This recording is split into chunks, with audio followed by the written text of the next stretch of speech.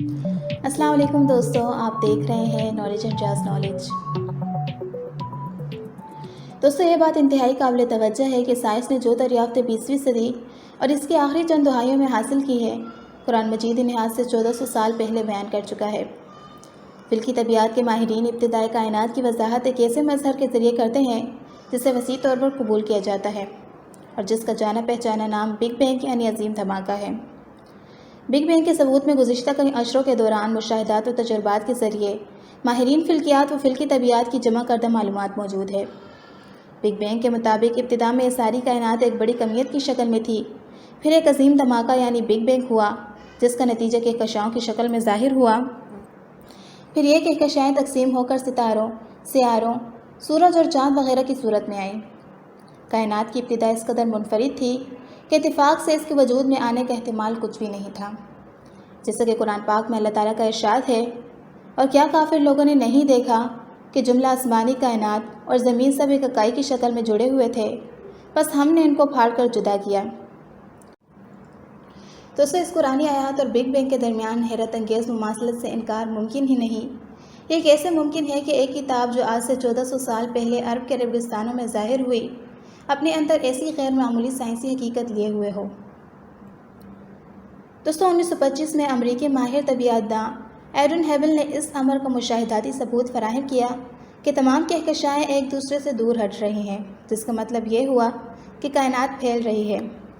ये बात आज मुस्लिमा साइंसी हक़ाइक़ में शामिल है कि कुरान पाक में कायनात की फितरत और ख़ासियत के हवाले से क्या इरशाद होता है, और हम ही हैं जिसने आसमानों को अपनी दस्त कुदरत से पैदा किया और हम ही इसे फैला रहे हैं। दोस्तों, गौर करें कि कुरान पाक की कायनात के फैलने को इस वक्त बयान फरमा दिया है जब इंसान ने दूरबीन तक ईजाद नहीं की थी। साइंसदान इस पर मुत्तफिक है कि कायनात में कहकशाएँ बनने से भी पहले कायनात का सारा मादा इब्तिदाई गैसी हालत में था। मुख्तसर ये कि कहकशाओं की तश्कील से पहले वसी व अरीज़ गैसी मादा बादलों की शक्ल में मौजूद था, जिसे कहकशाओं की शक्ल में आना था। दोस्तों, इसका ज़िक्र भी 1300 साल पहले हो चुका है।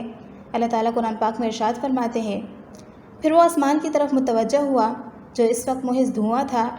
इसने आसमान और ज़मीन से कहा, वजूद में आ जाओ, ख्वाह तुम चाहो या ना चाहो। दोनों ने कहा, हम आगे फर्माबरदारों की तरह। एक बार फिर यह हकीकत भी बिग बैंग की तरह वाज़ेह है, जिसके बारे में मोहम्मद सल्लल्लाहु अलैहि वसल्लम की बौसत से पहले किसी को कुछ इल्म नहीं था। बिग बैंग की हकीकत 20वीं सदी की यानी अहद नबी के 1300 साल बाद की पैदावार है। दोस्तों, इब्तिदाई ज़माने के लोग ये यकीन रखते थे कि ज़मीन चिपटी यानी बिल्कुल प्लेट की तरह हमवार है। यही वजह है कि सदियों तक इंसान सिर्फ इसी वजह से दूर दराज का सफ़र करने से खौफज़दा रहा कि कहीं वो ज़मीन के किनारों से गिर ना पड़े। सर फ्रांस ड्रेक वो पहला आदमी था जिसने 1597 में ज़मीन के कीट समंदर के रास्ते कश्ती के ज़रिए चक्कर लगाया और अमलन ये साबित किया कि ज़मीन गोल है। इस नुक्ते को अगर हम कुरान की रोशनी में देखें तो कुरान पहले ही इस बात को साबित कर चुका है। कुरान पाक में अल्लाह ताला का इरशाद है, क्या तुम नहीं देखते कि अल्लाह ताला रात को दिन में दाखिल करता है और दिन को रात में दाखिल करता है। यह वाज़ेह तौर पर देखा जा सकता है कि अल्लाह ताला ने रात के दिन में ढलने और दिन के रात में ढलने का तस्वीरा फरमाया है। ये सिर्फ इसी वक्त हो सकता है जब ज़मीन की साख किसी गोले जैसी यानी करवी हो। अगर ज़मीन चिपटी होती तो दिन की रात में या रात की दिन में तब्दीली अचानक होती। तो ज़मीन किसी गेंद की तरह बिल्कुल ही गोल नहीं बल्कि अर्जी करवी है, यानी कुतबैन पर से थोड़ी सी चिपटी होती है। एक और आयत में अल्लाह ताला इरशाद फरमाता है, फिर हमने ज़मीन को शुतुरमुर्ग के अंडे की तरह बनाया। दोस्तों, शुतुरमुर्ग के अंडे की शक्ल ज़मीन के अर्जी करवी साख ही से मुशाबहत रखती है। बस ये साबित हुआ कि कुरान पाक में ज़मीन की साख बिल्कुल ठीक बयान की गई है। हालांकि नज़ूल कुरान पाक के वक्त आम तसव्वुर यही था कि ज़मीन चिपटी यानी प्लेट की तरह हमवार है। दोस्तों, कदीम तहज़ीबों में यह तस्लीम किया जाता था कि चाँद अपनी रोशनी खुद खारिज करता है। साइंस हमें बताती है कि चाँद की रोशनी मुनक्किस शुदा रोशनी है, ताहम यह हकीकत आज से 1400 साल पहले कुरान पाक में बयान हो चुकी है। अल्लाह ताला का इरशाद है, बड़ा मुतबर्रिक है वो जिसने आसमान में बुर्ज बनाए और इसमें एक चराग यानी सूरज और रोशनी मुनक्किस करने वाला चाँद बनाया।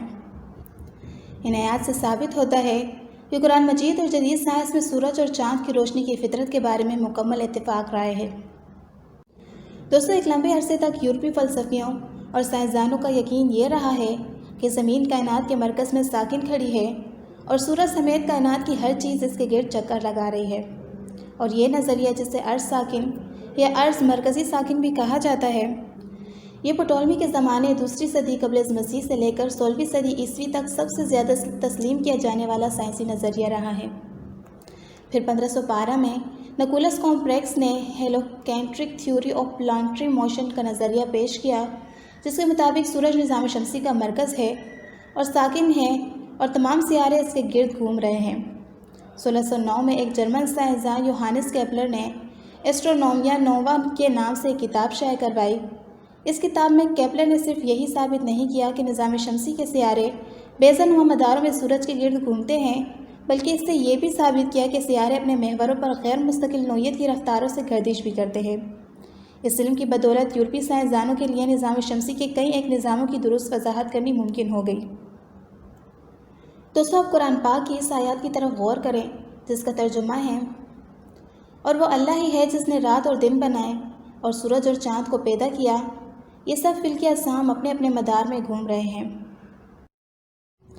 اس آیت سے ثابت ہوتا ہے کہ سورج اپنے محور پر گردش کر رہا ہے۔ سورج کی محوری گردش کی تصدیق کسی ایسے مشاہداتی ساز و سامان کی مدد سے آسانی سے کی جا سکتی ہے جو سورج کا عکس کسی میز جتنی بڑی جگہ پر پھیلا کر دکھا سکے۔ اس طرح نابینا پن کے خطرے سے دوچار ہوئے بغیر سورج کے عکس کا مشاہدہ کیا جا سکے گا۔ یہ دیکھا گیا ہے کہ سورج کی سطح پر دھبے ہیں جو اپنا ایک چکر تقریباً 25 دن میں مکمل کر لیتے ہیں۔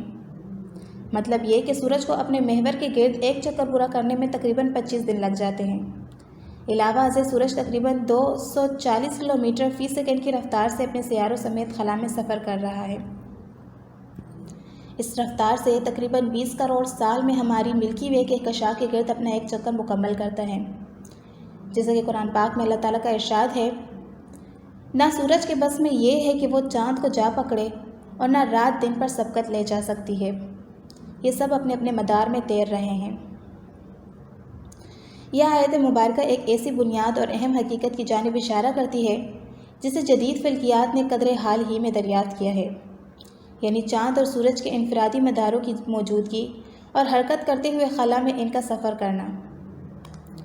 وہ ساکن جگہ جس کی سمت ہمارا سورج اپنے تمام نظام شمسی سمیت سفر کر رہا ہے، جدید فلکیات کی بدولت ٹھیک شناخت کر لی گئی ہے۔ اس سے سولر آپٹکس کا نام دیا گیا ہے۔ پورا نظام شمسی در حقیقت خلا میں اس مقام کی سمت حرکت کر رہا ہے جو ہرکولیس نامی برج الفا لیاری میں واقع ہے، اور جس کی درست جگہ آج ہمیں معلوم ہو چکی ہے۔ چاند اپنے محور پر اتنی مدت میں گردش پوری کرتا ہے کہ جتنی دیر میں وہ زمین کے گرد ایک چکر پورا کرتا ہے۔ چاند کو اپنی ایک محوری گردش پورا کرنے میں 29.5 دن لگ جاتے ہیں۔ قرآن پاک کی آیات مبارکہ میں سائنسی حقائق کی درستگی پر حیران ہوئے بغیر کوئی چارہ نہیں رہتا۔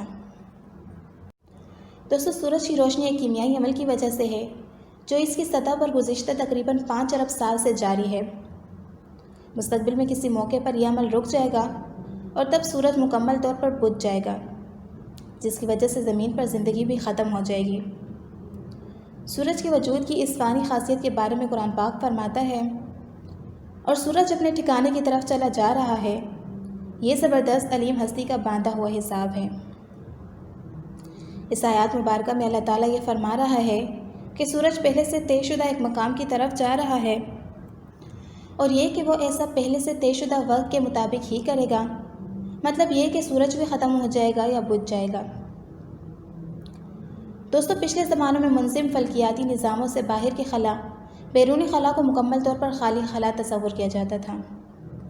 بعد ازاں ماہرین طبیعیات نے اس خالی خلا یعنی بین النجمی خلا میں مادے کے پل برج دریافت کیے۔ مادے کے ان برجوں کو پلازما کہا جاتا ہے، جو مکمل طور پر آئن شدہ گیس پر مشتمل ہوتے ہیں، جس میں مثبت چارج والے آئن اور آزاد الیکٹرانوں کی مساوی تعداد ہوتی ہے۔ مادے کی 3 جانی پہچانی حالتوں یعنی ٹھوس، مائع اور گیس کو چھوڑ کر پلازما کو بیشتر اوقات مادے کی چوتھی حالت بھی کہا جاتا ہے، جس کے بارے میں قرآن کہتا ہے، وہ جس نے زمین اور آسمانوں اور جو کچھ ان کے درمیان ہے پیدا کیا۔ کسی کے لیے بطور قیاس بھی یہ کہنا حیرت خیر ہوگا کہ بین النجمی کہکشائی مادے کی موجودگی آج سے 1400 سال پہلے ہی ہمارے علم میں تھی۔ مجھے امید ہے کہ آج کی اس ویڈیو سے آپ کو بہت کچھ جاننے کو ملا ہوگا اور یہ ویڈیو آپ کو پسند آئی ہوگی۔ اگر یہ ویڈیو آپ کو اچھی لگی تو اسے لائک کیجیے اور مزید اس طرح کے انفارمیٹیو ویڈیوز کے لیے اس چینل کو ضرور سبسکرائب کریں۔ اب ملوں گی آپ سے نئی انٹرسٹنگ ویڈیو میں، تب تک کے لیے اپنا بہت سا خیال رکھیے گا۔ Thanks for watching this video. اللہ حافظ۔